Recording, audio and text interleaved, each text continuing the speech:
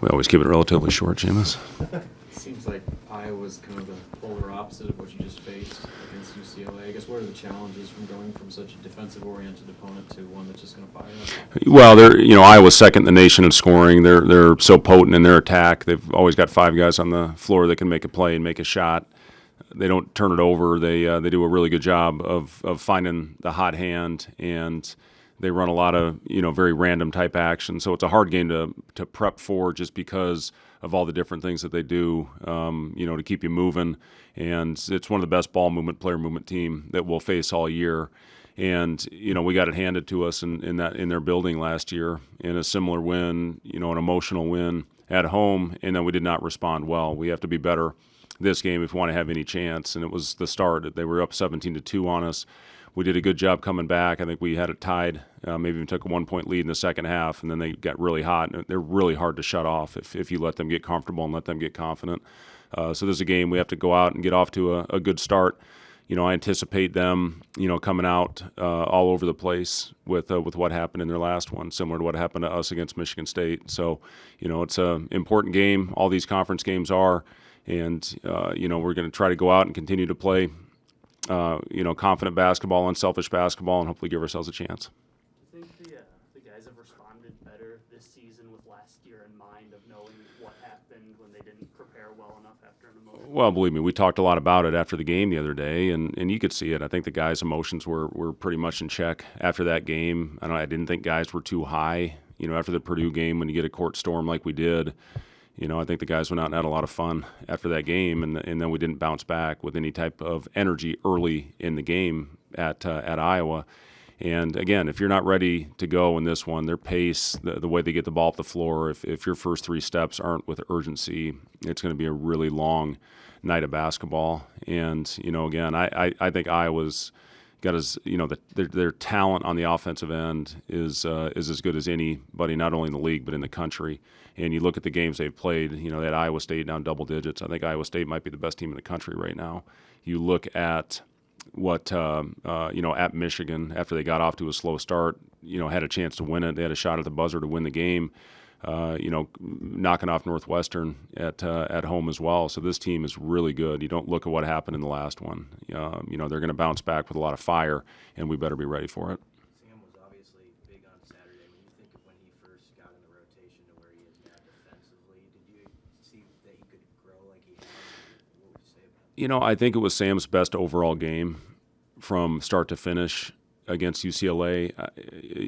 The effort plays, diving on the floor, the steal on Mack in transition when we were in a bad way when they had numbers to get it to Burke for a 3 on the other end.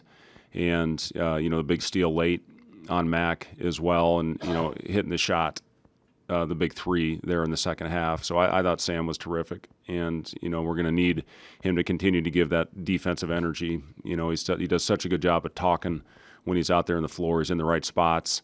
And, it's good to see him knock down a shot. He's been shooting it well in practice, and hopefully that gives him some confidence on the offensive end. But, yeah, you always know what you're going to get from him on the defensive end of the floor. Bryce kind of taking another step this season, scoring more, taking more shots. How have you seen him handle that, maybe more mentally than anything, of having to be more the guy this season? Yeah, I think Bryce has handled it great, and we needed somebody to emerge into that role, and we thought it would be him. But you never really know until you get to that. That spot. And I thought last year at the end of the season he did a great job of getting himself to the free throw line, and that's where he's really thrived in our offense this year. Drawing contact. Even the other night, you don't go 2 for 12 very often and score 16 points, but to manufacture points at the line, and we have to. We struggle at times, obviously, on that end. So finding a way to get those points at the free throw line, and Bryce has been as good as anybody in our league.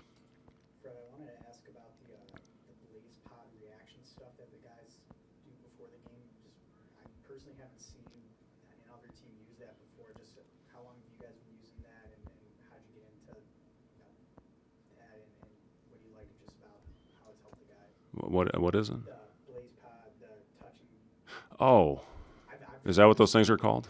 Yeah. Okay. I've just never seen that before. I thought it was interesting. Yeah, it's reaction. It's a reaction time drill. We do it a lot in practices. Actually, it's a day before game thing that they do a lot of when they do their core and stability before game, and just some reaction time drills. And a lot of that, they do that at the NBA Combine every year. They have a reaction drill. So just to try to get the guys moving and reacting is the purpose of what's it called, the Blaze Pods. And yeah, they've, I don't know if that stuff works, but the guys have been doing a great job. I think we got the best strength coach in the business in Kurt Joseph, and he's with those guys.